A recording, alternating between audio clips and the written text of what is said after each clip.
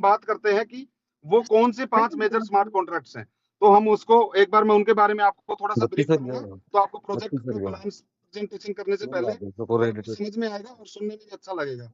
ये कंपनी ने इसका रेट व्हाइट पेपर दिया हुआ है, एआईपीएफ का इसका ओवरव्यू दिया हुआ है कि पूरी डॉक्यूमेंट्री है इसके अंदर 63 पेज की। इसमें पूरा इन्होंने डीपली गहराई से इसको समझाया हुआ है पूरे प्रोजेक्ट को कि भी एआईपीएफ को क्यों बनाया गया, क्या इनका रोड मैप है, किस तरीके से डाउ काम करता है, कैसे गवर्नेंस मिलती है, कैसे गवर्नेंस जलती है, गवर्नेंस की क्या इंपॉर्टेंस होती है, किस तरीके से वो ट्रेजरी के साथ अटैच है, जिसके 5 मेजर स्मार्ट कॉन्ट्रैक्ट है वो किस किस तरीके से काम करते हैं, पूरा ओवरव्यू के अंदर पूरी डॉक्यूमेंट्री में आपको पढ़ने को मिल जाएगा। अब हम बात करते हैं प्लान प्रेजेंटेशन के ऊपर आते हैं और 5 मेजर स्मार्ट कॉन्ट्रैक्ट्स के ऊपर बात करते हैं। ये इसकी पीडीएफ जो मैंने अभी ओपन की है, ये इंटेलिजेंस मॉड्यूल्स जो लिखे हुए हैं, ये इसके 5 मेजर स्मार्ट कॉन्ट्रैक्ट हैं। ठीक है जी। ये किस तरीके से काम करते हैं मैं आपको इनकी वर्किंग बताता हूं। फर्स्ट है एनिनी, नए टोकन्स की मिंटिंग करना एंड बर्निंग करना। ठीक है जी। नए टोकन्स कैसे मिंट होंगे और कितने मिंट होंगे, कितने बर्न होंगे, उसके ऊपर इन्होंने इंडिकेटर्स रखे हुए हैं। ये कैसे काम करता है, आगे के इंडिकेटर्स इसको कॉल देते हैं तब ये काम करता है। सेकंड है एएलएस, ऑटोमेटिकली लिक्विडिटी स्टेबलाइजर। ये कैसे काम करता है, ये रेट को मैनेज करने का काम करता है। क्योंकि आपने सर देखा है अभी तक जितने भी मार्केट के अंदर प्रोजेक्ट आए एमएलएम के अंदर डेस्क के ऊपर है, तो वो क्या करते हैं, स्टार्टिंग में उसका रेट पंप ही होता है, क्योंकि स्टार्टिंग में फंड आता है तो बाइंग बाइंग होती है, सेलिंग आती नहीं है, तो रेट पंप हो जाता है एकदम से 2x 3x 10x 100x तक चला जाता है।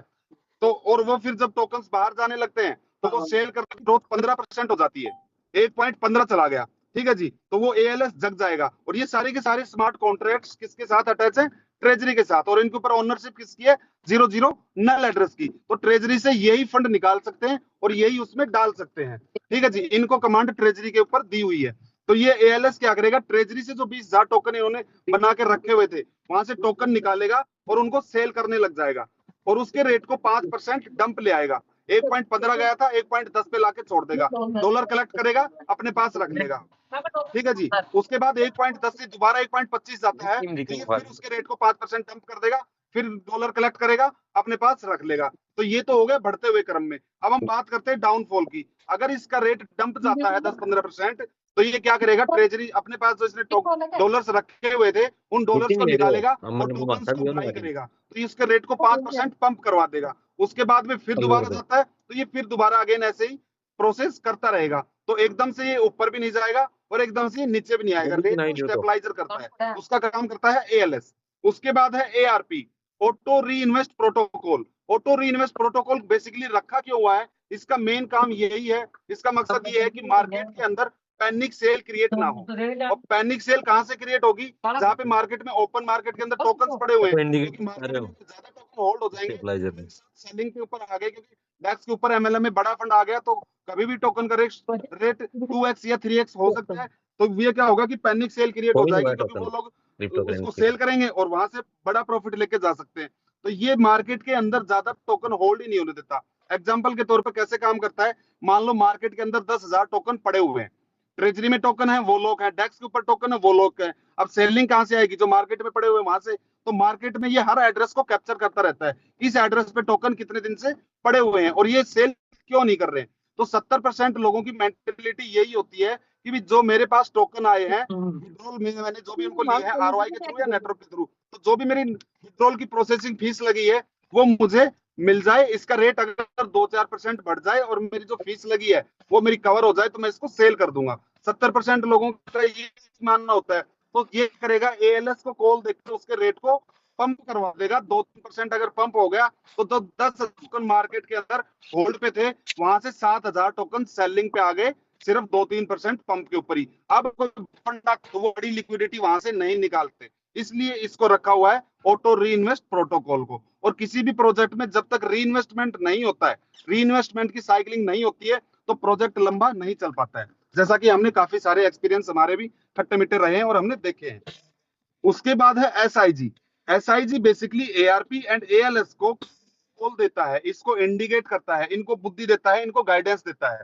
ये क्या करता है कि कितने डॉलर आ रहे हैं उसके एवज में कितने टोकन्स मिंट हो रहे हैं, कितने ट्रेजरी में जा रहे हैं, कितने डेस्क पे जा रहे हैं, और कितना पे आउट मार्केट के अंदर सर्कुलेट हो रहा है, कितनी मार्केट में पड़े हैं। इन सारी चीजों की कैलकुलेशन निकाल के इसको एआरपी को और एएलएस को कॉल देता है। ठीक है जी, इनको गाइडेंस का काम करता है। अब हम बात करते हैं ये क्या काम करता है। इसको सर टोकन के रेट से कोई लेना देना नहीं है।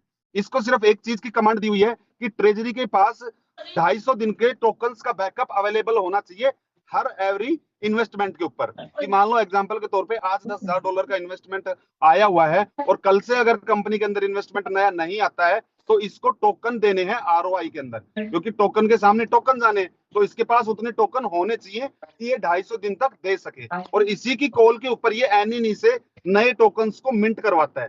ठीक है जी, नए टोकन्स को किस तरीके से मिंट करवाता है कि अगर 250 दिन के टोकन्स इसके पास पड़े हुए हैं तो नए टोकन की लिक्विडिटी आएगी तो उसके सामने ये एनईनी से एक टोकन ही मिंट करवाएगा।